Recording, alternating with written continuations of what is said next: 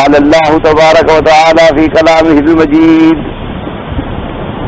أعوذ بالله من الشيطان الرجيم. بسم الله الرحمن الرحيم. هل أتاك حديث موسى إذ ناداه ربه بالوادي المقدس طوى اذهب إلى فرعون إنه طغى وقل هل لك إلى أن تزكى وأهديك إلى ربك فتخشى فأراه الآية الكبرى فكذب وعصى ثم أدبر يسعى حشر فنادى فقال أنا ربكم الأعلى فأخذه الله نكال الآخرة والأولى إن في ذلك لعبرة لمن يخشى. اللہ تبارک و تعالی نے کلام مقدس کے ان آیات مبارکہ میں جو سورۃ النازعات کی آیات ہیں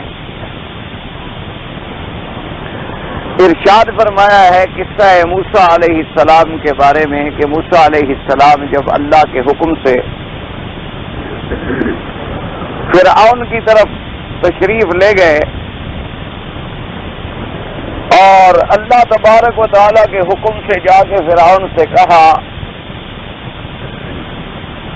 کہ کیا میں نہ تمہیں پاک کر دوں کفر سے اور شرک سے اور تمہیں ہدایت کروں تمہارے رب کی طرف تاکہ تم اللہ سے ڈرو. فَأَرَاهُ الْآيَةَ الْكُبْرَى اور پھر اس کو دکھائی بڑی نشانی.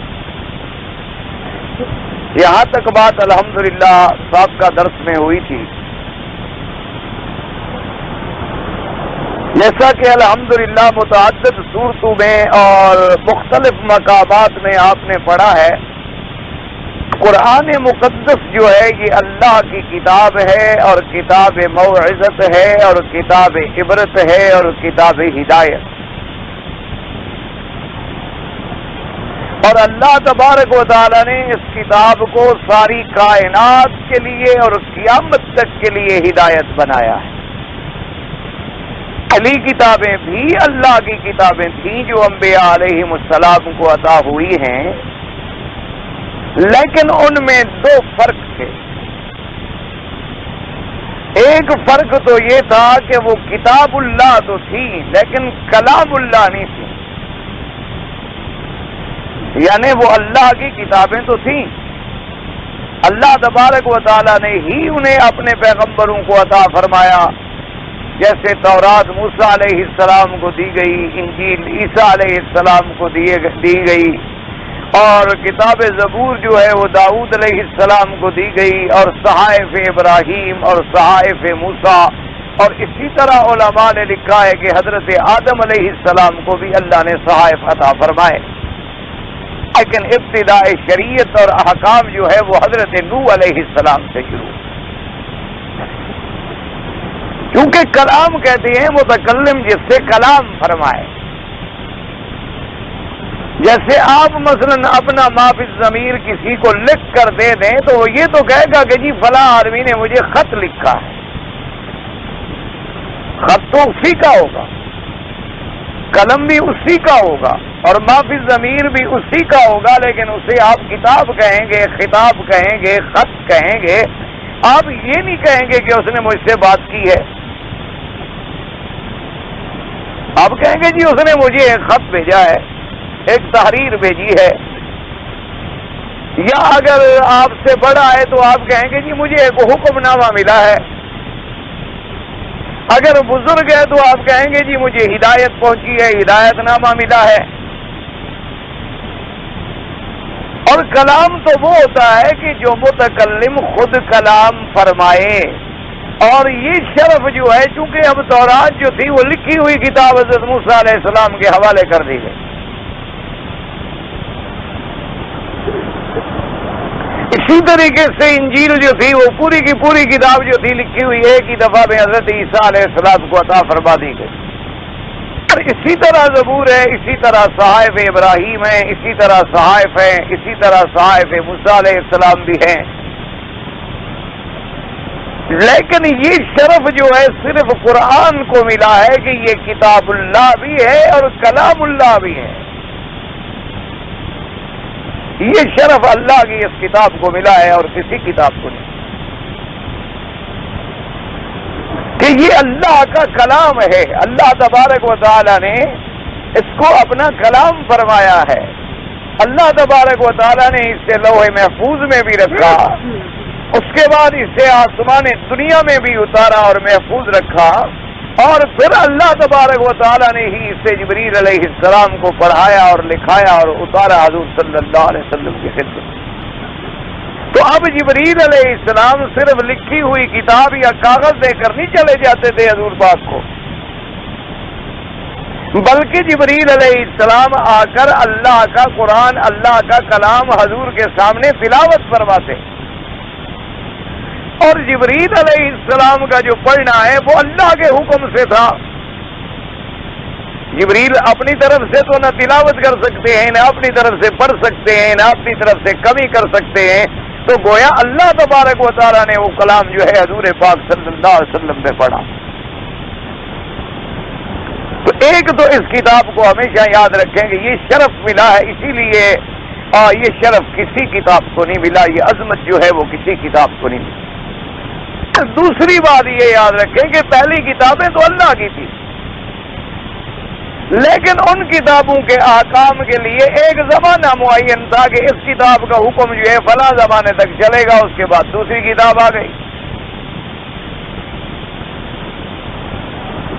اور پھر جب اس کتاب کا وقت معین جو اللہ کے علم میں معلوم تھا، اللہ کے علم میں محدود معین تھا، اس وقت پر تیسری کتاب آ گئی. تو لہذا پہلی کتابوں پہ احکام جو تھے، اعمال جو تھے وہ ختم ہو گئے اور حکم جاری ہو گیا. لیکن یہ شرف بھی اسی اللہ کے کلام اور اللہ کی کتاب کو ملا ہے کہ اس کے بعد نہ کوئی کتاب ہے، نہ کوئی شریعت ہے، نہ نبوت ہے، نہ رسالت ہے. قیامت تک کے لیے یہی مجموعہ ہے ہدایت. اسی لیے اللہ نے اس کے ساتھ وعدہ بھی فرما دیا کہ ہم اسے قیامت تک محفوظ رکھیں. کہ آج دنیا نے اور علوم دنیا نے بڑی ترقی کر لی. لوگ فضاؤں کو تسخیر کرنے کے لیے شروع ہو گئے. لوگوں نے زمین کو کنگال ڈالا اور اس کے ارد گرد ان کے بقول انہوں نے چکر لگا لیے. سیارات پہ پہنچنے کی کوششیں ہو گئیں. لوگوں نے آج سے ہزاروں سال پہلے کی جو آوازیں اس خلا میں ہیں ان کو نکال کے جمع کرنا شروع کر دیا. لوگوں نے ایسے ایسے آلات ایجاد کر لیے کہ اب لاکھوں میلوں کے فاصلے سمٹ گئے. ایک سیکنڈ میں آپ کسی ملک سے رابطہ کر کے بات کر رہے ہیں. لہروں کے ذریعے لوگوں نے تصویر انسانی کو منتقل کر دیا. ہواؤں کے ذریعے آواز کو منتقل کر دیا.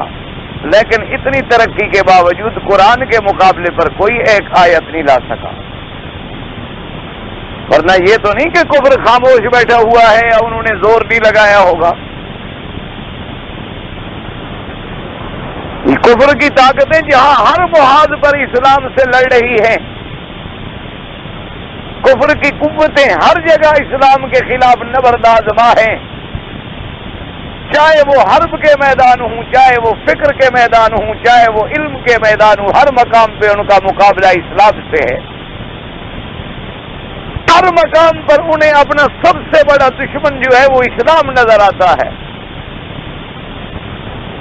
دنیا میں جو بڑے مذاہب ہیں، یعنی یہودیت ہے یا نصرانیت ہے، ان کا تقابل اگر ہے تو اسلام سے ہے. اسی طریقے سے دنیا کے اندر یعنی جتنے دہری ہیں، منکرین خدا ہیں، ہندو ہیں، بدھ مت ہیں، یدھ مت ہیں، ان کا تقابل بھی اسلام سے ہے.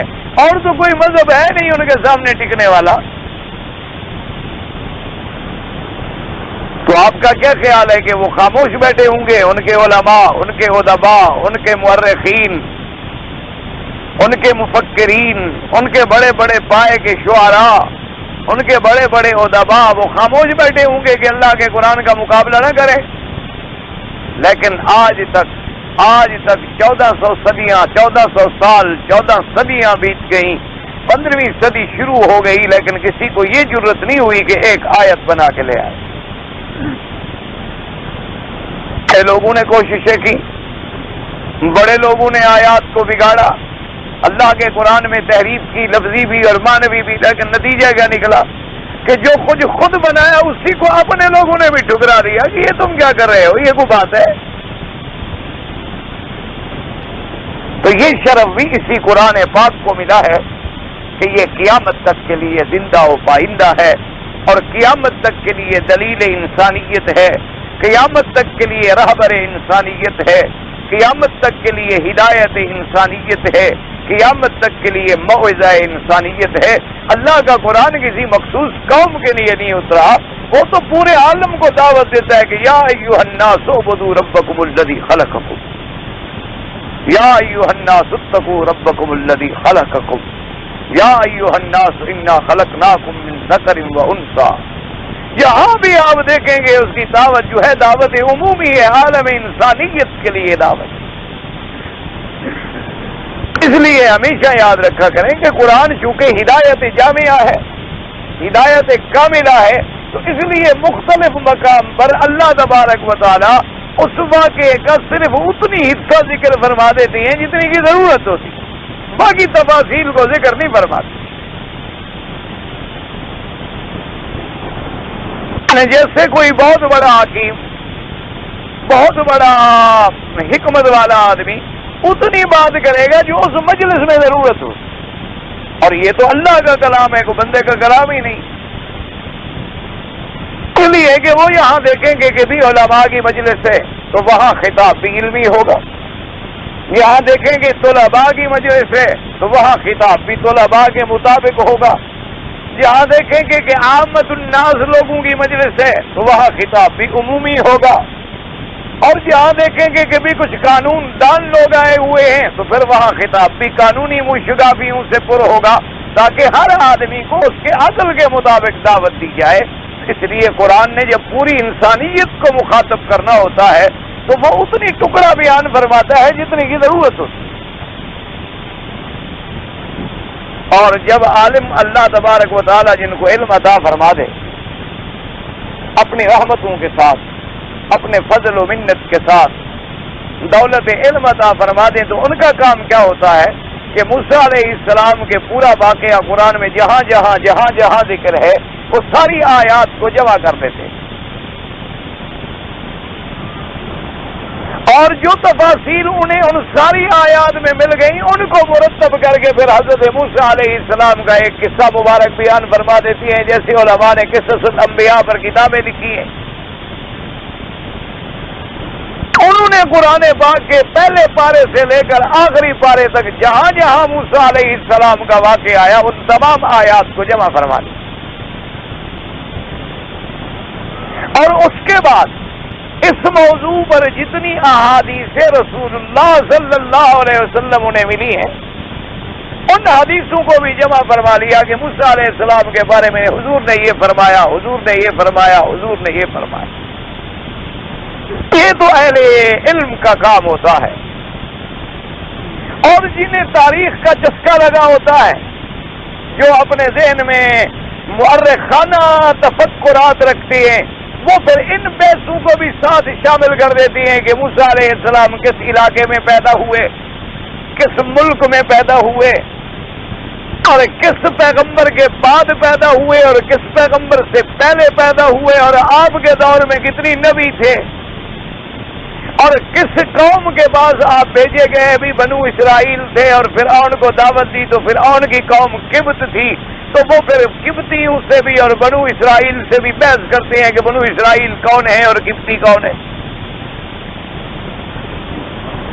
اور پھر ان حدود اور مواقع کی بھی نشاندہی کرتے ہیں کہ موسیٰ علیہ السلام مصر میں تشریف لے گئے، پھر مصر سے نکلے تو کہاں تشریف لے گئے، وہ دریا کون سا تھا جسے موسیٰ علیہ السلام عبور کر گئے، وہ جنگل کون سا تھا جس میں 40 سال تک موسیٰ علیہ السلام کی قوم بھٹکتی رہی، اور اس کے بعد پھر موسیٰ علیہ السلام کی قوم کیسے بیت المقدس میں داخل؟ یہ تاریخی لوگوں کا کام ہے۔ ان چیزوں پر مدار قرآن نہیں ہوتا۔ اسی لیے ورنہ علماء نے مستقل کتابیں ارض القرآن کے نام پر لکھی ہے۔ ایک کتاب ہے ارض القرآن، کہ قرآن نے جن جن زمینوں کا نام لیا ہے، جن جن مقامات کا نام لیا ہے، اس پر انہوں نے تحقیق کی ہے۔ وہ ایک علیحدہ تحقیقات، کیونکہ قرآن سمجھنے کے لیے ہمیں یہ ضروری نہیں ہوتا کہ ہم اس زمین کو بھی سمجھیں کہ وہ زمین کون سی تھی۔ قرآن نے ایک واقعہ بیان کر دیا، قوم عاد کے ساتھ یہ ہوا، قوم سمود کے ساتھ یہ ہوا، قوم لوط کے ساتھ یہ ہوا، قوم شعیب کے ساتھ یہ ہوا، قوم فرعون کے ساتھ یہ ہوا۔ بات ختم ہو گئی۔ ہمیں ہدایت پکڑنی ہے، ہمیں نصیحت پکڑنی ہے کہ اگر ہم نے ان قوموں کی طرح کیا تو ہمارا انجام بھی وہی ہوگا۔ اور اس وقت کون بچ گئے؟ جو پیغمبروں کے ماننے والے اور اتباع کرنے والے تھے۔ اگر آج ہم بھی اتباع کریں گے تو ہم بچ جائیں۔ مقصود تو اتنی ہوتا۔ اس لیے اب قرآن پاک نے یہاں ذرا اختصار فرما دیا، فرمایا اذهب الى فرعون انه طغى۔ یہاں صرف موسیٰ علیہ السلام کو حکم ہے، حالانکہ حکم ہارون کو بھی ساتھ ہے، کیونکہ ہارون علیہ السلام تو حضرت موسیٰ علیہ السلام کے ساتھ ہیں۔ اس لیے قرآن دوسری جگہ کہتا ہے اذهبا الى فرعون انه طغى۔ تو مطلب یہ ہوا، اب ان باتوں کو علماء سمجھتے ہیں۔ اللہ تبارک و تعالی، ورنہ یہ ہے کہ دشمن اسلام تو اسی ایک لفظ کو پکڑ کر گردن پکڑ لے کہ ایک جگہ خدا کہتا ہے موسیٰ علیہ السلام کو تم جاؤ، ایک دفعہ فرماتے ہیں تم دونوں جاؤ، وہ بات صحیح ہے، یہ بات صحیح ہے۔ یہ کیسا اللہ کا کلام ہے کہ ایک دفعہ ایک جگہ مفرد کا حکم ہے افراد کے صیغے کے ساتھ، اور ایک جگہ تسنیہ کے صیغے کے ساتھ حکم ہے، اور پھر اللہ نے حکم دیا موسیٰ علیہ السلام کو کہ فرعون کے پاس جاؤ۔ اگر وہ رسول تھے تو صرف فرعون کے لیے تھے، باقی دنیا کیوں مانے؟ پھر مستشرقین اور مخالفین اسلام اور اعداء اسلام اسی طرح تو وہ نعوذ باللہ جدید پود کو پریشان کرتے ہیں، اس لیے کہ پورے قرآن میں نظر ہی نہیں ہوتی۔ حالانکہ یاد رکھیں قاعدہ یہ ہوتا ہے کہ جب بڑے کو حکم مل جائے تو چھوٹے کو تو خود بخود حکم ہو جاتا۔ مثال کے طور پر یوں سمجھیں کہ کوئی آدمی آ جائے، اگر آپ کا استاد کھڑا ہو گیا تو طالب تو بیچارے خود بخود کھڑے ہو جاتے ہیں۔ حالانکہ طلبا کو کوئی کہتا نہیں ہے کہ تم بھی کھڑے ہو جاؤ، وہ کہتے ہیں بھی اگر ان کے احترام کے لیے، اس کی تعظیم کے لیے، اس شخص کے لیے ہمارا استاد بھی کھڑا ہو رہا ہے تو یہ آخر ہمارے استاد سے بھی تو بڑا ہوگا نا، علم میں، فضل میں، عزت میں، تقوی میں۔ ورنہ ہمارا استاد، جب ہمارا استاد کھڑا تو ہم تو خود بخود کھڑے ہو جائے، ان کو کہنے کی ضرورت ہی نہیں پڑتی ہے۔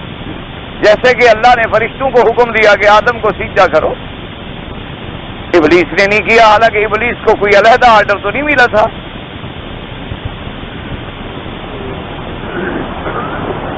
اللہ نے تو حکم دیا تھا اذ قلنا للملائکۃ اسجدوا لآدم فسجدوا الا ابلیس، اور آگے وضاحت بھی ہو گئی کہ ابلیس جن ہے، ابلیس فرشتوں میں سے نہیں ہے۔ لیکن یاد رکھو ابلیس نے بھی یہ نہیں کہا کہ جی آپ نے تو مجھے حکم نہیں دیا تھا، حالانکہ اللہ نے دوسرے مقام پر یہ فرمایا کہ ما منعک ان تسجد اذ امرتک، کہ بدبخت میں نے جب تمہیں حکم کیا تو تم نے سجدہ کیوں نہیں کیا؟ تو شیطان کہتا جی آپ نے تو مجھے حکم نہیں کیا، آپ نے تو فرشتوں کو حکم کیا تھا، مجھے کہاں حکم کیا؟ انہوں نے کہا آپ یہ کہا کہ میں اچھا ہوں اس لیے میں نے نہیں کیا، لیکن حکم کا انکار نہیں کیا۔ اتنی بات تو وہ ابلیس بھی سمجھتا تھا کہ جب مجھ سے اعلیٰ کو حکم ہو گیا تو میں کون ہوں، میں تو ادنوں میں تو خود بخود ثابت تھا۔ جو بات ابلیس سمجھ گیا وہ آج کے دشمن اسلام بھی نہیں سمجھ سکتے۔ اس لیے قاعدہ یہ ہوتا ہے کہ جب موسیٰ علیہ السلام رسول ہیں، پیغمبر ہیں، حضرت ہارون تو تابع ہیں موسیٰ علیہ السلام کے، وہ تو تورات پر عمل کرنے والے ہیں، وہ تو موسیٰ علیہ السلام کی عدم موجودگی میں خلیفہ ہیں ان کی قوم میں، اور اس لیے ان کو تو خود بخود حکم ہو گیا، اس لیے ان کا ذکر کہیں فرما دیا اور کہیں ذکر نہیں فرمایا، تو قرآن میں یہ تعارض نہیں ہوتا۔ اور دوسری بات یہ سمجھیں کہ کیا فرعون خدا کو جانتا بھی تھا؟ یعنی ایک ہوتا ہے جاننا اور ایک ہوتا ہے ماننا۔ ہمیشہ یاد رکھیں اصولی بات یہ ہے کہ ایک چیز کو جانا بھی جائے اور مانا بھی جائے۔ ایک آدمی ہے مثلا جانتا ہے لیکن مانتا نہیں، ایک آدمی ہے مانتا ہے لیکن جانتا نہیں، تو دونوں میں بڑا فرق ہوتا ہے۔ اسی لیے قرآن نے دعوت میں فرمایا کہ اننی انا اللہ لا الہ الا انا فاعبدنی۔ پہلے تو یہ جانو کہ میں وحدہ لا شریک ہوں، میں مشکل کشا ہوں، میں حاجت روا ہوں، میرے سوا کوئی مشکل کشا اور حاجت روا۔ یہ جاننے کے بعد، ماننے کے بعد اب صرف میری عبادت اور اطاعت کرو اور کسی کی نہ کرو۔ تو اب علماء نے یہ بڑی لمبی چوڑی کتابوں میں پیسے لکھے ہیں کہ فرعون جو ہے وہ بدبخت بھی جانتا تھا، منکر تھا صرف، یا بالکل وہ اللہ کی ذات کا قائل ہی نہیں تھا اور جانتا بھی نہیں تھا اور مانتا بھی نہیں تھا۔ بڑی علماء نے بحثیں کی ہیں، ان بحثوں میں پڑھنے کا آپ کو فائدہ نہیں ہے کیونکہ وہ بڑی دقیق قسم کی بحثیں ہیں۔ بعض اوقات مشکل بات جو ہے انسان کے لیے بجائے ہدایت کے اور تفکر اور تشویش کا ذریعہ بن جاتی ہے۔ صرف میں آپ کو خلاصہ اتنا عرض کر دوں کہ ان کی مباحث کا بحث کا خلاصہ اتنا ہے، وہ کہتے ہیں یہ تو ہو نہیں سکتا کہ فرعون یہ سمجھتا ہو کہ آسمان زمین میں نے بنائے ہیں، تو پاگل تھا وہ۔ اگر پاگل ہوتا تو پھر اللہ کے نبی کیوں بھیجے جاتے؟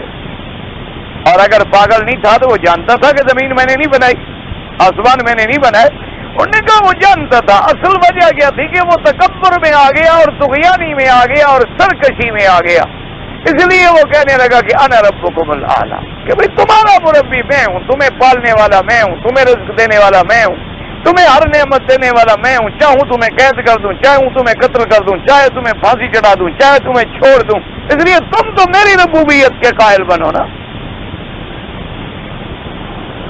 انہوں نے کہا کہ ورنہ یہ نہیں ہے کہ بالکل وہ عقل سے کورا تھا، اصل قرآن بھی تو یہی کہتے ہیں نا کہ انہو طغا،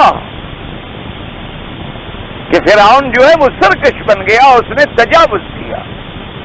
اور تجاوز کیسے کیا؟ حق کے خالق میں بھی تجاوز کیا کہ نعوذ باللہ، اپنے آپ کو اس کی صفات سے متصف کیا کہ میں تمہارا رب ہوں، اور تجاوز حق کے خلق میں بھی کیا کہ مخلوق پر رحم کرنا چاہیے تھا، اس نے مخلوق پہ ظلم کیا، مخلوق کی حفاظت کرنی چاہیے تھی، اس نے بنو اسرائیل کے بچوں کو قتل کر ڈالا، مقصود مخلوق کی عزت و عصمت کی حفاظت کرنی چاہیے تھی، اس نے بنو اسرائیل کی عورتوں کو غلام بنا لیا۔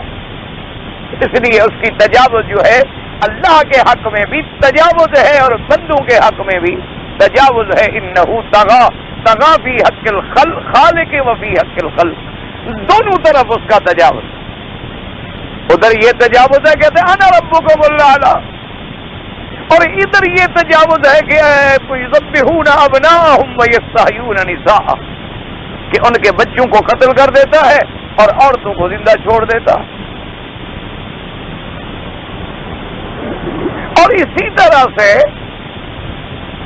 اللہ تبارک و تعالیٰ نے فرمایا وَأَهْدِيَكَ إِلَىٰ رَبِّكَ فَتَخْشَىٰ، اب بات ہے فَأَرَاهُ الْآيَةَ الْكُبْرىٰ، اللہ نے فرمایا پھر دکھلایا موسیٰ علیہ السلام نے اس کو بڑی نشانی، فَأَرَاهُ الْآيَةَ الْكُبْرىٰ، یعنی اظہر لہ موسیٰ علیہ السلام، موسیٰ علیہ السلام نے اس کو دکھلائی، اس کو ظاہر کی اللہ کی بڑی نشانی۔ بڑی نشانی آیت الکبریٰ سے کیا مراد ہے؟ تو بعض علماء مفسرین تو فرماتی ہیں کہ ید بیضا، ید بیضا جو ہے نا، اللہ نے حکم دیا تھا نا موسیٰ علیہ السلام کو ادخل یدک فی جیبک تخرج بیضاء من غیر سوء، اللہ نے حکم دیا کہ موسیٰ علیہ السلام اپنے ہاتھ کو ذرا ڈالو نا بغل میں، ڈال دیا، اللہ نے فرمایا آپ نکالو، نکالا تو سورج کی طرح روشن، اور من غیر سوء، کوئی بیماری نہیں کہ رنگ بدل گیا ہو، کوئی تکلیف نہیں، اللہ تبارک و تعالیٰ کی طرف سے اظہار قدرت ہے کہ فوراً ہاتھ اتنا نورانی بن جاتا تھا، اتنا اس میں نور آ جاتا تھا، اتنی روشنی آ جاتی تھی، اتنی چمک آ جاتی تھی کہ دیکھنے والوں کی آنکھیں خیرہ ہو جاتی تھی، کیونکہ مقصد انبیاء کا کیا ہے؟ انبیاء کی دعوت بھی تو ظلمات شرک سے نور ایمان کی طرف نکالنا ہوتا ہے۔ انبیاء علیہم السلام کی دعوت کیا ہے کہ وہ اللہ کے بندوں کو غیروں کی بندگی سے چھڑا کر اللہ کی بندگی سکھلائیں، ظلمات شرک اور کفر کے اندھیروں سے انہیں نکال کر نور ایمان کی روشنی اور اجالے میں انہیں لے آئیں۔ ان کا کام یہی ہوتا۔ اس لیے اللہ تبارک و تعالی نے موسیٰ علیہ السلام کو ید بیضا کی نشانی جو ہے وہ عطا فرمائی۔ آپ دیکھ لیں، میں بعد میں پڑھتا ہوں، آپ ذرا اچھی طرح دیکھ لیں، کھڑے ہو کے دیکھ لیں، نہیں اس طرف کھڑے ہو کے اچھی طرح دیکھ لیں تاکہ آپ کو دو کام نہ کرنے پڑے نا، ایک ادھر دیکھنا پڑے ایک سبق سنا۔ آپ ذرا دیکھ لیں، میں پانی پی لوں، دونوں کا کام ہو جائے۔ دیکھ لیا کیا نظر آیا؟ مجھے بھی تو سمجھائیں۔ ابھی دیکھ لیا ہو تو پھر میں عرض کروں گا، اب یہ دیر ہو تو میں اور ذرا سانس لے لوں۔ میں تو آپ کو پریشان نہیں کرتا نا، آپ چاہے مجھے پریشان کریں، میں آپ کو موقع دیتا ہوں نا کہ آپ اچھی طرح دیکھ لیں۔ ایک آدمی تھا، انسان تھا، وردی پہنے ہوئے تھا، وہ بھاگ رہا تھا، وہ دوڑ رہا تھا، وہ کیوں دوڑ رہا تھا؟ قرآن چھوڑو اور اس کے پیچھے دوڑ پڑو۔ اللہ تبارک و تعالی رحمت فرمائے، مسلمان قوم عجیب ہے۔ جب ہمیں یہ باتیں سمجھ آ جائیں گی نا، اس دن مسلمان قوم کو کوئی شکست نہیں دے سکتا۔ کوئی قبر کی طرف چل پڑے، یہ سارے دوڑ پڑے۔ کوئی تعزیہ لے کے کھڑا ہو جائے، یہ سارے دوڑ پڑے۔ کوئی دلدل پکڑ کے آ جائے کہ حضرت حسین علیہ السلام کا دلدل ہے، یہ ابھی کربلا سے آیا ہے، حسین شہید ہو گئے، یہ بدبخت جانور ہمارے پاس واپس آ گیا ہے۔ پھر اس کے ساتھ ہیں یہ جناب، کوئی آدمی حضور کا روزہ اٹھا لے، ماشاءاللہ پیچھے روتے ہوئے جا رہے، صلی اللہ علیہ کا جا رہے، یا نبی سلام علیہ کا شروع، وہ کس پہ پڑھ رہے؟ روزہ صاحب۔ انا للہ ہے۔ کیا کرے آدمی؟ اس قوم کا کوئی علاج ہے؟ اس قوم کا کوئی علاج نہیں اللہ کے سوا۔ 2 منٹ کے بعد کوئی مداری آ جائے، ڈگڑکی بجائے کہ جناب ایسا سرما ہے کہ ایک سلائی پہنو تو اینک چھوٹ جائے گی، خود اندھا ہے۔ قوم وہاں کھڑی، قوم کا کیا ہے؟ جدھر مرضی آئے ان بیچاروں کو آپ لے جائیں، مرضی آئے قبروں پہ سجدہ کروا دیں، وہاں جائیں جہاں روزہ آپ کو نظر آئے، ہاتھ باندھے کھڑے۔ راستے میں چلے جائیں، کسی قبر پہ آپ غلاف ڈال دیں، 2 4 6 مہینے بھوکا مرنا پڑے گا، پھر سمجھیں گے آپ نے مل لگا لیا۔ بس وہاں جناب منت بنوتی ہیں اور کام اور شروع ہو جائیں گے کہ جناب فلاں جو راستے میں بزرگ ہے نا شہید بابا، نام کیا ہے؟ نام تو اس کو بھی نہیں آتا، مجاور کو پتہ ہی نہیں قبر کس کی ہے، نام کیا ہے غریب کو؟ بس کوئی شہید بابا ہے، کوئی شہید دادا ہے، کوئی غائب پیر ہے، کوئی ظاہر پیر ہے، کوئی زندہ پیر ہے، کوئی مادر زاد ولی ہے، کوئی ماں کے پیٹ کے اندر پیر تھا۔ عجیب قوم۔ وجہ کیا ہے؟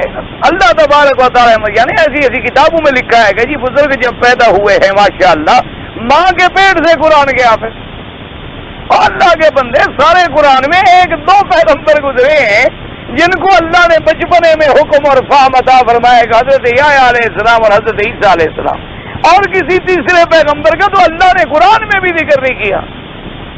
وہ یہ اللہ کے نبیوں سے بھی بڑھ گئے، اللہ کے پیغمبروں سے بھی بڑھ گئے۔ اور اس کے بعد جناب باقاعدہ واقعات لکھتی ہیں کہ جناب یہ ہے کہ رمضان المبارک کا چاند ہوا، لوگوں میں اختلاف ہو گیا، کوئی کہے چاند نظر آ گیا ہے اور کوئی کہے کہ چاند نظر نہیں ہے۔ جب اختلاف بہت بڑھ گیا اور مولویوں میں جھگڑا شروع ہو گیا، بعض مولوی کہیں بھی رپورٹ نہیں ملی، بعض کہیں ایک آدمی کہتا ہے، بعض کہیں کہ نہیں شہادت صحیح نہیں ہے، جھگڑا ہو گیا تو انہوں نے کہا کہ اب اور کوئی حل نہیں ہے، پیران پیر کی والدہ کی خدمت میں لوگ حاضر ہیں۔ کی خدمت میں لوگ حاضر ہوئے، انہوں نے کہا کہ بی بی اماں جی ہم تو بڑے جھگڑے میں مبتلا ہو گئے ہیں، کوئی کہتا ہے چاند نظر آ گیا، کوئی کہتا ہے چاند نظر نہیں آیا، رمضان شریف کا چاند ہے۔ تو بی بی صاحبہ نے فرمایا کہ چاند نظر آ گیا ہے اس لیے کہ آج پیران پیر نے دودھ نہیں پیا۔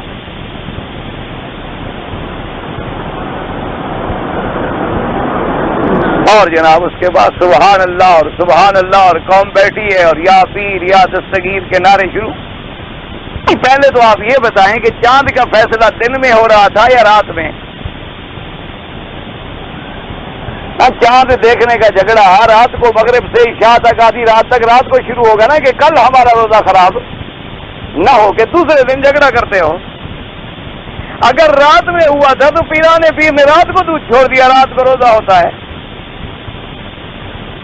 کہ کسی نے غور ہی نہیں کیا، ضرورت ہی نہیں تھی غور کرنے. اور اگر 1 منٹ کے لیے دن میں جھگڑا ہوا اور چھوڑ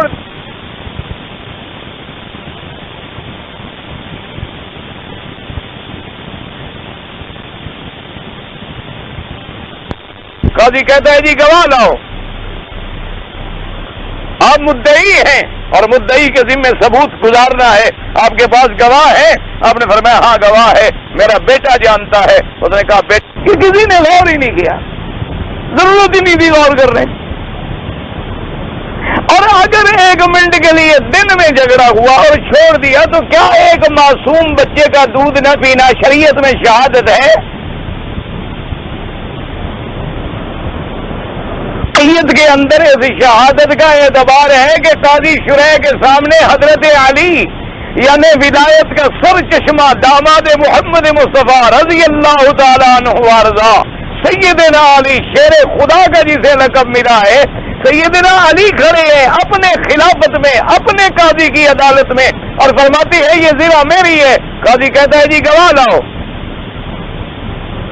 آپ مدعی ہیں اور مدعی کے ذمے ثبوت گزارنا ہے، آپ کے پاس گواہ ہے؟ آپ نے فرمایا ہاں گواہ ہے، میرا بیٹا جانتا ہے. اس نے کہا بیٹا،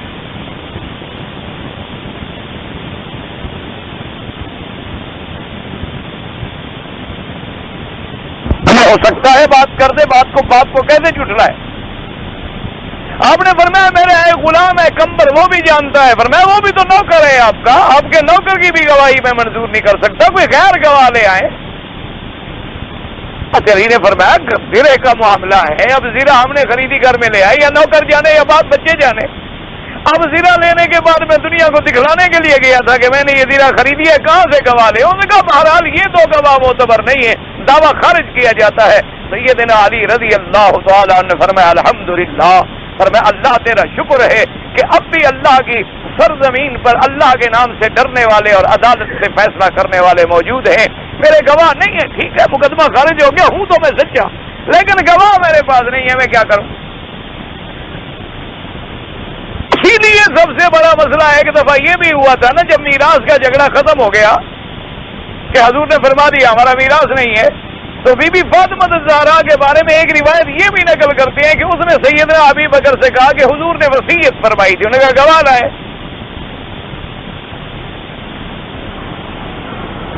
کوئی گواہ ہے آپ کے پاس؟ انہوں نے کہا گواہ تو میرا بیٹا ہے. فرمایا بیٹے کی شہادت تو قبول نہیں کر سکتا. کہتا ہے خدا کے بندے وشہدوا شہیدین من رجالکم فإن لم یکونا رجلین فرجل وامرأتان، کہ یا تو 2 مرد گواہ لے آؤ یا ایک مرد اور 2 عورتیں گواہ لے آؤ. اور خاص طور پہ جب چاند کی شہادت کا مسئلہ ہو تو وہاں تو اور زیادہ گواہوں کی شدت سے ضرورت ہوتی ہے. تو وہاں کسی بچے کا دودھ نہ پینا جو ہے کیا شریعت اسلام میں حجت بن سکتا ہے؟ یہ کسی نے نہیں سوچا. بس پیران پیر کی کرامت شروع ہو گئی کہ حضرت جناب جب پیدا ہوئے تو روزہ رکھتے تھے. نہ پہلے بچے پر روزہ فرض ہے. دودھ پینے والے بچے کی تو جو ماں ہے اس کو بھی اسلام کہتا ہے تم روزہ نہ رکھو کہیں بچے کو تکلیف نہ ہو جائے، بعد میں قضا کر لینا. حاملہ اور مرضع کے لیے تو اللہ نے قرآن میں بھی اجازت دی ہے کہ اگر عورت حاملہ ہے، پیٹ میں بچہ ہے، روزہ رکھے، ممکن ہے بچے کو تکلیف پہنچے، یا بچے کو دودھ پلانے والی ہے اور روزہ رکھنے سے خود نہ کھائے گی نہ پیے گی، دودھ نہیں بنے گا تو بچے کو تکلیف ہوتی ہے. اسلام کہتا ہے روزہ چھوڑ دے، بعد میں قضا کر لے. اللہ فرماتے میرا فرض چھوڑ دے. اور اس کے بعد سوچنے کی بات ہے کہ کیا ساری تاریخ میں اسلام میں کبھی حضور نے بھی یہ فیصلہ فرمایا کہ حسن حسین سے پوچھو انہوں نے آج دودھ پیا ہے یا نہیں پیا؟ ایک بات ہے لکھ دی گئی، اور اگر کوئی سمجھائے کہہ دیں گے دیکھو جی وہاں بھی ہے پیران پیر کو منیندہ کوئی جی اللہ دے ولیاں دے دشمن ہیں. یہ تو جی ولیوں کو منندے کوئی نہیں ہے تو منکر نعوذ باللہ، اللہ معاف کرے، اللہ ہمیں بچائے، اور جو ہم پہ تہمت لگاتے ہیں اللہ انہیں ہدایت۔ ہم تو ولیوں کے غلاموں کے غلاموں کے غلاموں کے بھی غلام ہیں، ہم تو ان کی جوتیوں کو اپنے سر کا تاج سمجھتے ہیں، لیکن ولی ولی ہو، اللہ کی شریعت اور اللہ کے احکام کا متبع ہو، سنت رسول کا تابع ہو، اور اس کا ہر قدم قدم نبی صلی اللہ علیہ وسلم پر آئے، وہ اللہ کا ولی ہوتا ہے۔ اس کے تو ہمیں پاؤں کی مٹی ملے تو ہم سر پہ رکھ لیں۔ اس لیے ہمیشہ یاد رکھیں ایسی ایسی باتیں آ جاتی ہیں دنیا میں، اور یہ ہماری قوم ہے ماشاءاللہ بڑی سیدھی سادی قوم ہے، ان کو جدھر مرضی آئے لگا۔ آپ نے دیکھا ہوگا نا مسجدوں میں جائیں وہاں ایک عجیب رنگ کی، ہم نے دیکھا اپنے ملک میں وہ ایک ٹوپیاں رکھی ہوتی ہیں، وہ پتہ نہیں کس چیز کی بنی ہوتی ہے، میں تو آج تک سوچتا رہتا ہوں، بڑی ہلکی سی ہوتی ہیں اور بیت کی بنی ہوتی ہیں، پتہ نہیں کس چیز کی بنی ہوتی ہیں، وہ جناب لائن لگا، یہ کیا ہے کہ جی جس کے پاس ٹوپی نہیں ہوگی سر پہ رکھو، وہ پہلے اس ٹوپی کے پہن کر نماز پڑھنا جائز بھی ہے، پہلے کسی نے یہ مسئلہ بھی سیکھا ہے کہ ایسی ٹوپیاں جو ہم رکھتے ہیں نا جو کوئی اپنا اس کی کھجور کے اس کی بنی ہوئی، اور بعض ہوتی ہیں باریک باریک پتلی سی بیت کی تاریں ہوتی ہیں، ان کی ٹوپیاں بنی ہوئی۔ مسئلہ یہ ہے کہ جو چیز بندہ پہن کر کسی کے سامنے جاتے ہوئے شرماتا ہے، فقہا نے لکھا وہ چیز پہن کر اللہ کے دربار میں بھی نہ آئے۔ کیا مانا؟ مثلا آپ سر ننگا عدالت میں نہیں جاتے، سر ننگا کسی بادشاہ کے سامنے نہیں جاتے، تو اللہ کے دربار میں بھی سر ننگے نہ آئے۔ اگر آپ مثلا یہ ٹوپی پہن کے باہر نہیں جاتے، باقاعدہ خطرہ شترا سر پہ رکھتے ہیں یا پگڑی باندھتے ہیں یا اپنے جناب اور اوپر کپڑا ڈالتے، تو اللہ کی دربار میں بھی اسی طرح آئے، کیونکہ اگر جس چیز کو لوگوں کے سامنے تم حقیر سمجھ رہے ہو خدا کے سامنے نہیں سمجھ رہے ہو۔ مقصد ہے خذوا زینتکم عند کل مسجد، ہر نماز کے لیے پوری زینت، پورا لباس، پوری تیاری، پوری حیت کاملہ کے ساتھ آؤ۔ ہاں علماء نے لکھا ایک آدمی مثلا یہی ٹوپی پہن کے جاتا رہتا ہے بازار میں تو وہ پڑھ لے، اس کے لیے کوئی منع نہیں، کیونکہ وہ تو اسی کے سامنے لوگوں کے سامنے بھی جاتا ہے۔ تو وہ ٹوپیاں جو آپ نے رکھی ہیں، کبھی آپ کے یہ جو آتے ہیں مساجد میں بڑے بڑے لوگ اور صاحب حضرات یہ ٹوپی پہن کے جائیں گے بازار میں؟ سوال ہی پیدا نہیں ہوتا۔ وہ اسی لیے رکھی ہے کہ صرف اللہ کے دربار میں جائیں گے، لوگوں کے سامنے جانے کے تو قابل ہی نہیں، فوراً اتار کے وہاں رکھنا، اس لیے وہ کبھی چوری نہیں ہوتی۔ آپ نے ان ٹوپیوں کو دیکھا ہے کبھی مسجد سے کوئی لے گیا ہو؟ کیوں؟ کسی کے کام کی نہیں ہے نا، جو بغیر کام کے ہے وہ خدا کے کام آتی ہے۔ اب کوئی اچھی ٹوپی رکھ لیں، یہ حرم سے لے جائیں، یہ 10 ریال والی وہاں مسجد میں رکھے، اگر دوسری نماز پہ مل جائیں جو مرضی آئے مجھے آگے پکڑ لیں۔ یہ یہاں جو 10 ریال میں ملتی ہیں نا ٹوپیاں یہ بنی ہوئی، یہ آپ لے جائیں ماشاءاللہ، ایک دفعہ ہمت کر کے 100 ٹوپی خریدیں اور کسی بڑے شہر کی مسجد میں جا کے اگلی صفوں میں بنا کے رکھ دیں کہ لوگ آئیں گے یہ ٹوپی پہنیں گے، اور دوسری نماز میں جائیں اگر ایک ٹوپی پڑی ہو جو مرضی ہے مجھے۔ وہ ٹوپیاں جب سے مسجد بنی ہے، جیسے مسجد پرانی ہوتی جا رہی ہے اسی طرح وہ ٹوپیاں پرانی ہوتی جا رہی ہیں، میں نے دیکھی ہیں، کدھر سے کچھ ٹوٹ گئی، کدھر سے پھوٹ گئی، کدھر سے سیاہ ہو گئی، کالی ہو گئی، بالکل بو آ رہی ہے، پڑی ہے کون اٹھائے؟ کسی کے کام کی ہو تو اٹھائے، جو کام کی نہیں ہے وہ اللہ کے سامنے رکھ کے کھڑا ہے۔ اللہ کا خوف کریں، کچھ دین کو سمجھیں، دین کو بازیچہ اطفال نہ بنائیں۔ اسلام اسلام ہے، دین دین ہے، اس کے اندر احکامات ہیں۔ اللہ تبارک و تعالی آپ کو بھی اور مجھے بھی اور ہر مسلمان کو توفیق دے، اللہ تبارک و تعالی رحمت فرمائے، اللہ تبارک و تعالی ہماری اور آپ کی اصلاح فرما دے، اللہ تبارک و تعالی تمام مسلمانوں کو صراط مستقیم پہ چلا دے۔ یہ ہمارے مخلوق جو ہے نا، ہماری ان کی عادت ہے، جدھر مرضی آئے ان کو لگا دو، ماشاءاللہ بڑی ٹھیک ٹھاک قوم ہے۔ ایک دفعہ ایک درخت سے کوئی پانی شانی نکلنے لگ گیا، او جناب ساری ٹرینیں جا رہی ہیں، بک ہو کے ٹرینیں، پوری ٹرین کی ٹرین، سیٹیں نہیں ملتی، ٹکٹ نہیں ملتا۔ کیا ہے کہ جی ایک درخت سے پانی نکل رہا ہے، بس جو اس پانی کو پیتا اندھے ٹھیک ہو گئے۔ جی اندھا جو گیا نا پانی پہ آنکھوں کو لگایا، سبحان اللہ، واپس جو ہے ابھی یہ عیسیٰ علیہ السلام کے اللہ نے پھر اتار دیا۔ کوئی عقل کرو۔ اور جناب کوئی 20-25 دن گزرے، مہینہ ایک گزرا، وہ کیا ہوا بھائی؟ او جی پتہ کوئی نہیں، او جی جھوٹ تھا جی، فریب تھا جی، او جی بس ایسے تھا، کسی نے شور بچا دیا، لوگ دوڑ پڑے تھے بس۔ یہ اس طرح نہیں ہوتا میرے عزیز۔ مسلمان قوم کو تو اللہ نے بڑی روشن چمکتی ہوئی کتاب دی ہے، مسلمانوں کو تو اللہ نے میرے مدنی پاک کی شریعت دی ہے۔ حضور نے فرمایا ایسی شریعت چھوڑ کے جا رہا ہوں جس کی رات بھی دن کی طرح روشن ہے۔ فرمایا ترکتکم علی البیضاء، حضور نے فرمایا میں تمہیں جب چمکتی ہوئی ایک روشن شریعت دے کر جا رہا ہوں جس کی رات بھی ایسے چمکتی ہے جیسے دن چمکتا ہو۔ پھر امت محمد مصطفیٰ صلی اللہ علیہ وسلم کو ان باتوں میں، ان جھوٹے جھوٹے چکروں میں تو نہیں آنا چاہیے۔ کہیں طوطا بیٹھا ہے وہ غیب کا حال بتا رہا، کہیں کوئی اور بیٹھی ہوئی ہے، کوئی چھوٹی سی پرندے ہوتی ہیں بلبل سی، وہ جناب قسمت کے حال بتا رہی ہے۔ اب انگریزوں نے ایک کمپیوٹر مشین بنا دی ہے، وہ پیر کے بجائے حال بتلا دی۔ کبھی پیر حال بتلایا کرتا تھا، اب ایک مشین ہے باقاعدہ کمپیوٹرائز، آپ کھڑے ہو جائیں ٹک کر کے آپ کا وزن بھی نکل آئے گا، آپ کی قسمت کا حال بھی نکل آئے گا۔ ماشاءاللہ اب وہ مشین عالم الغیب ہے۔ اور جناب لوگ لگے ہوئے ہیں لائن پر وزن کرا رہے ہیں اور پڑھ رہے ہیں سبحان اللہ آپ کا ستارہ فلانا ہے، اور خدا کے بندے اس مشین کا تو پہلے ستارہ ٹھیک کرو، جو ساری مخلوق اس پر اتر رہی ہے، چڑھ رہی ہے، اتر رہی ہے، چڑھ رہی ہے، پہلے اس غریب کا ستارہ تو ٹھیک کرو، صبح سے لے کر شام تک پاؤں جوتوں میں پڑی ہوئی ہے، پہلے اس لوہے کا ستارہ تو ٹھیک کرو، جو آتا ہے جوتوں کے ساتھ اس پہ کھڑا ہو جاتا ہے۔ ایسی متبرک چیز جو حال بتلانے والی ہو تو کم از کم سر پہ رکھتے، اس پر جوتوں کے ساتھ تو نہ کھڑے ہو جاتے نا۔ بس ایک قوم ہے جدھر مرضی آئے لگا، تو اسی لیے تو فرعون نے دیکھا نہیں کیسے لگا لیا بنو اسرائیل کو، بچوں کو ذبح کر رہا ہے، عورتوں کو چھوڑ رہا۔ اس کو اپنے زمانے میں بچے سے ڈر تھا، عورتوں سے ڈر نہیں تھا، آج ہوتا تو شاید عورتوں سے بھی ڈرتا۔ اپنے زمانے میں اس کو ڈر تھا کہ میرا مقابلہ کوئی مرد کر سکتا اور وہ بچہ پیدا ہو۔ اگر اس دور میں فرعون ہوتا وہ کہتا کیا پتا کوئی عورت بھی ہو جائے۔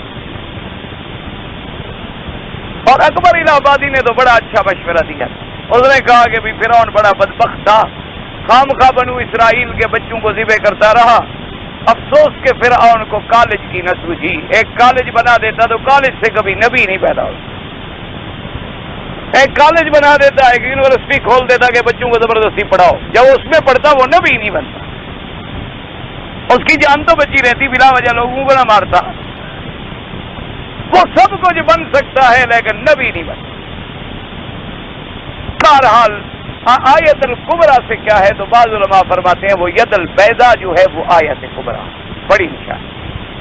بعض علماء نے فرمایا کہ نہ، آیت الکبریٰ سے مراد ہے عصا، حضرت موسیٰ علیہ السلام کا جو عصا مبارک تھا، اللہ حکم دیتے تھے کہ عصا پھینک دو، آپ پھینکتے سام بن جاتا، اٹھاتے تو عصا بن جاتا، آیت الکبریٰ ہے۔ لیکن راجح قول یہی ہے کہ دونوں کو اللہ نے فرمایا ہے آیت الکبریٰ، حضرت نے وہ بھی دکھلایا اور حضرت نے وہ بھی دکھلایا، عصا بھی دکھلایا اور ید بیضاء بھی دکھلایا۔ اب جناب قرآن فرماتا ہے کہ اس نے دیکھنے کے بعد کیا کیا، فَكَذَّبَ وَعَصَىٰ ثُمَّ أَدْبَرَ يَسْعَىٰ فَحَشَرَ فَنَادَىٰ فَقَالَ أَنَا رَبُّكُمُ الْأَعْلَىٰ۔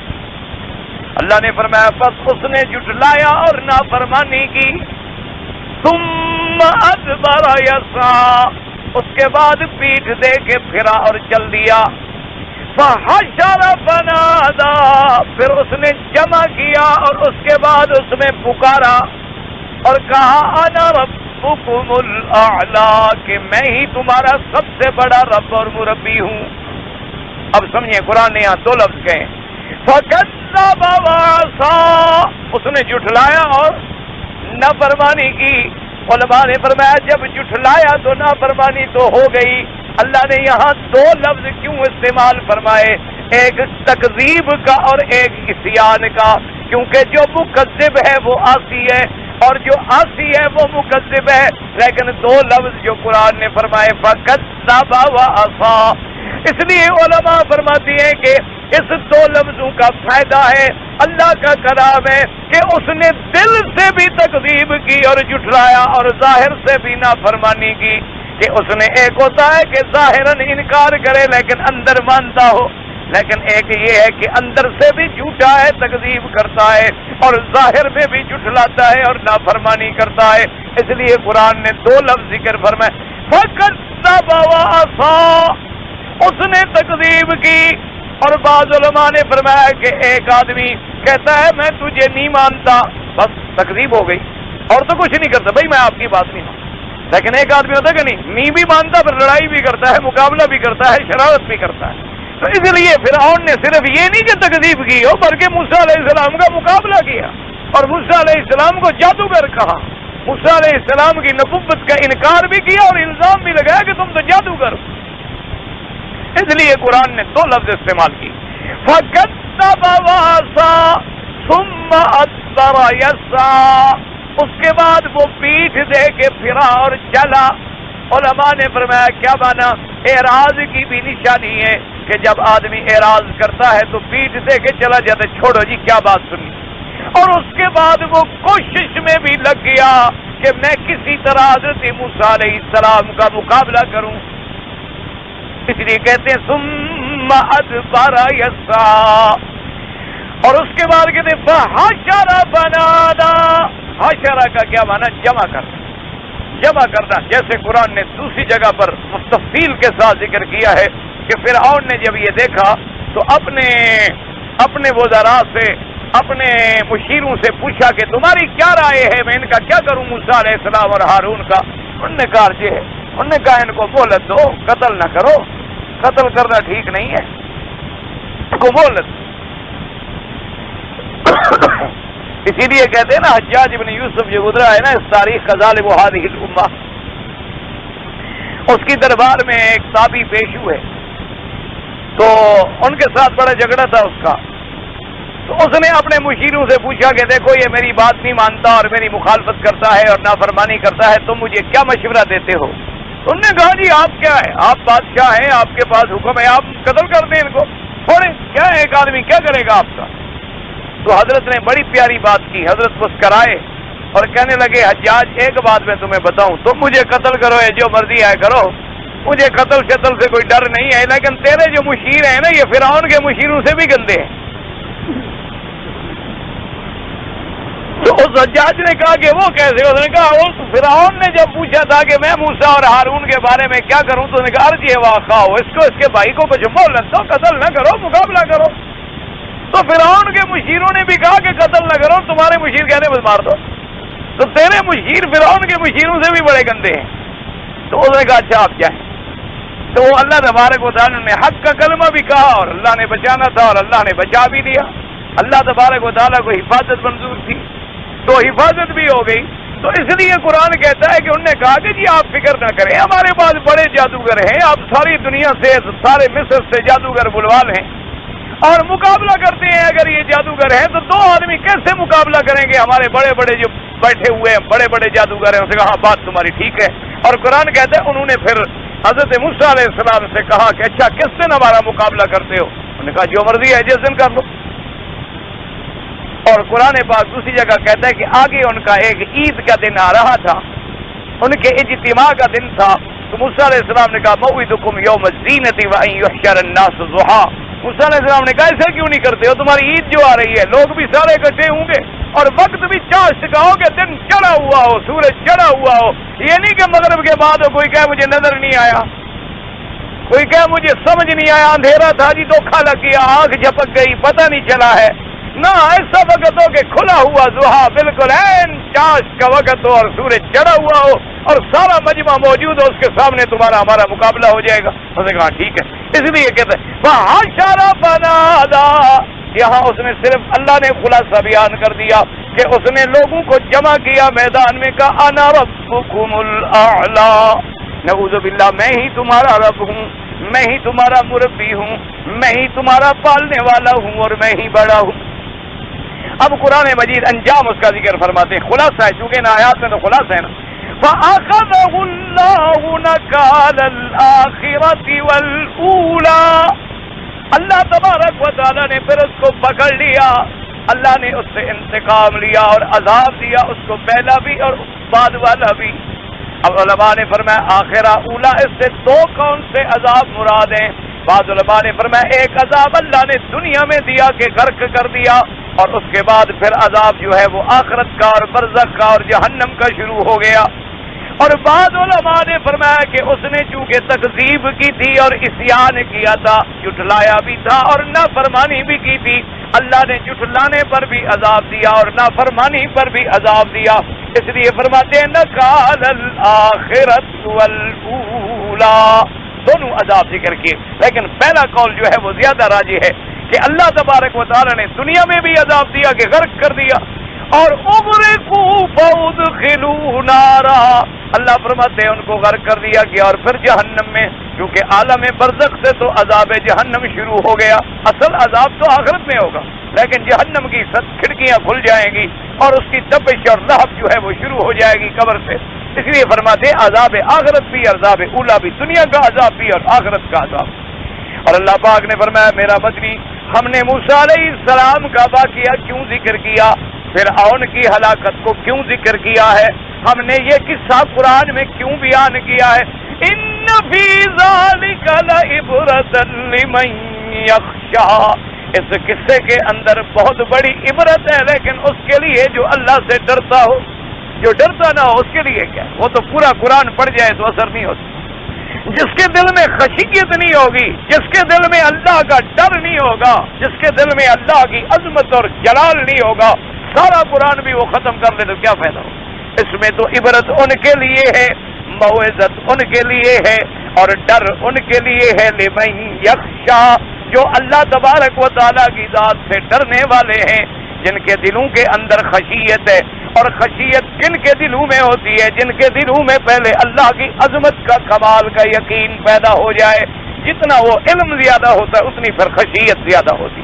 تو اللہ تبارک و تعالیٰ نے اس واقعے کو ذکر فرمایا، اس میں ایک تو تسلی ہے حضور کے دل مبارک کے لیے کہ میرا مدنی، اگر مکے کے کافر آپ کا مذاق اڑاتے ہیں آپ نہ گھبرائیں، موسیٰ علیہ السلام کو بھی تو لوگوں نے جادوگر کہا ہے، موسیٰ علیہ السلام کو بھی تو لوگوں نے مذاق اڑایا، موسیٰ علیہ السلام کا بھی تو لوگوں نے مقابلہ کیا ہے، موسیٰ علیہ السلام کو بھی تو لوگوں نے کہا کہ دیکھو تمہاری زبان میں لکنت ہے، بول تم نہیں سکتے ہو، قاتل ہو، ہمارا بندہ تم نے مارا ہوا ہے، ایسے ایسے الزام لگائے ہیں۔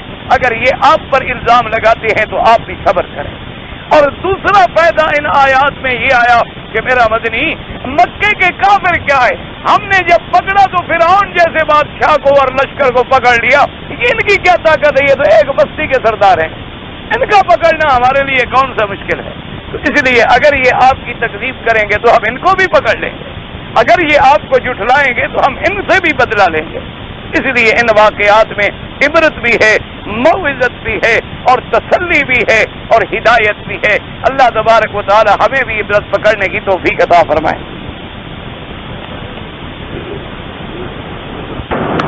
بھائی مجھے تو آپ کا سوال سمجھ نہیں آیا کہ کافروں سے حکومت حاصل کر کے اسلامی قانون اور دعوت اسلام جو ہے وہ نافذ کرنا ثابت ہے، تو حضور نے کس سے حاصل کی تھی؟ مکے میں مسلمان تھے، حضور نے مسلمانوں سے چھینی تھی۔ مکے میں کون تھے، مدینے میں کون تھے؟ مکے میں کافر تھے، مدینے میں کون تھے؟ کافر تھے، بنو قریظہ، بنو نذیر، بنو قینقاع، یہودی کافر۔ تو ہوتا ہی یہی ہے کہ کافروں کو اللہ تبارک و تعالیٰ کہتا ہے کہ پہلے انسان دعوت کرتا ہے، دین کی دعوت پہنچاتا ہے۔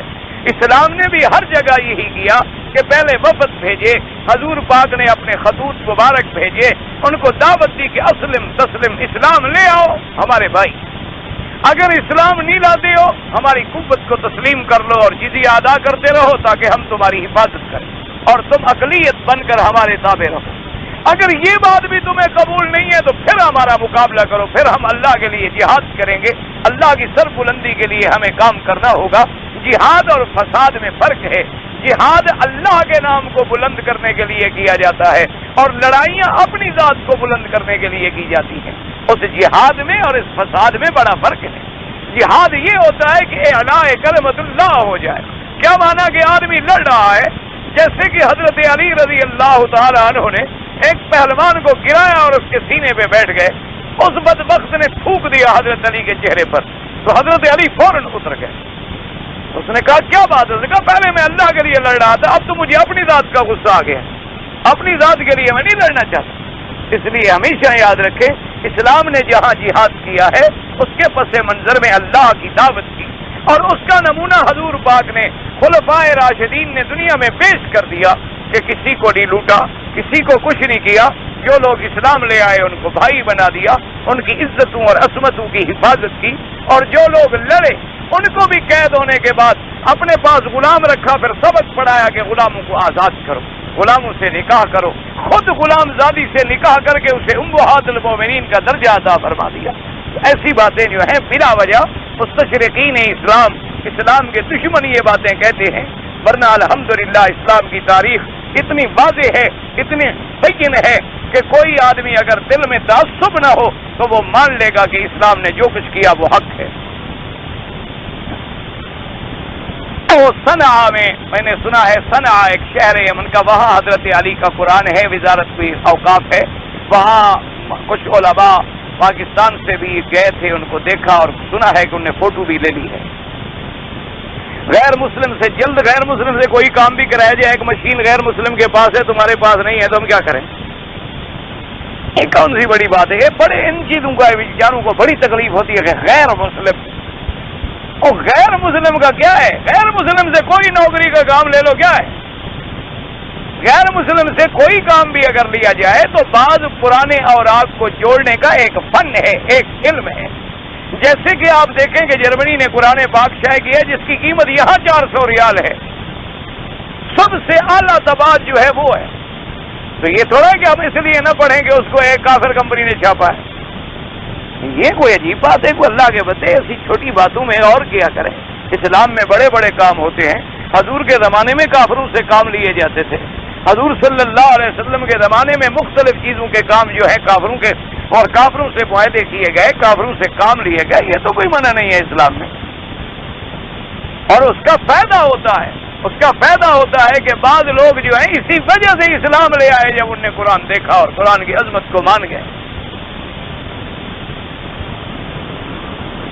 سائل منوی کا صحبت کرنا پتہ کیا ہے؟ سائل منوی کا مجھے تو نہیں پتا بھی آپ کا مقصد کیا ہے پوچھنے کا۔ 52.5 تولے چاندی کی قیمت یا 7.5 تولے سونے کی قیمت، اس کی قیمت معلوم کر لیں، جتنے ریال بنتے ہوں پھر وہ نصاب ہے، اس کے بعد پھر زکوٰۃ دینی ضروری ہے۔ آپ بے نمازی کا کھانا نہیں کھانا ہے۔ غیر مسلمان عورت کیسے نوکری کر سکتا ہے؟ غیر مسلمان عورت نوکری کرنا علیحدہ بات ہے، مسلمان پہ نماز فرض ہے کہ غیر مسلم پہ بھی فرض ہے؟ جاہل کیوں ہو جاتے ہیں پتہ نہیں پوچھنے والے؟ خدا کے لیے نا اپنا مغز خراب کیا کرو نا میرا، کوئی مسئلہ پوچھیں جو ضرورت ہو۔ ایک ہے غیر مسلم، اس پر کیا ہے؟ وہ تو نماز پڑھتا ہی نہیں، وہ تو مانتا ہی نہیں آپ کے دین اسلام کو، اس کو کافر والا معاملہ کیا۔ ایک ہے مسلمان ہو کے نماز نہ پڑھنا، فرق ہے نا۔ نماز میں الحمدللہ ٹھیک آئے تو نہیں کہنا چاہیے، بہرحال بھول کے نکل گیا، نماز انشاءاللہ ہو جائے گا، لیکن کہنا نہیں چاہیے۔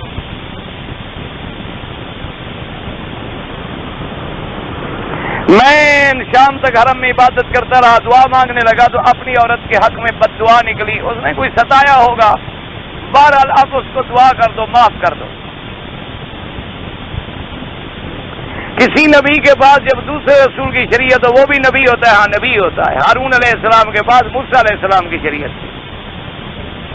ایک غیر مسلم عورت نے اسلام قبول کر لیا ہے لیکن اس کا خامن جو ہے وہ کافر ہے، تو اس کا نکاح ختم ہو گیا۔ جب خامن کافر ہو، کفر اور اسلام جو ہے ختم کر دیتا۔ اللہم صلی علی سیدنا محمد وعلی آل سیدنا محمد وبارک وسلم۔ لیکن بہرحال کسی محکمے سے فیصلہ کرانا ایسے نہ ہو کہ خود مسلمان کر کے نکاح کر لو، ہاں ایسا نہ ہو کوئی چکر چلاؤ، قوم والی مکی نے کہا تھا نکاح ختم ہو گیا۔ باقاعدہ محکمہ میں جا کر درخواست دے کے ثابت کریں کہ وہ اسلام قبول کیا ہے، اس کا خاوند کافر ہے، وہ حکومت آپ کو اجازت نامہ دے گا، پھر نکاح کرنا، صرف مولوی مکی کے کہنے سے نہ کرنا۔ اللہ صلی علی سیدنا محمد وعلی آل سیدنا محمد وبارک وسلم۔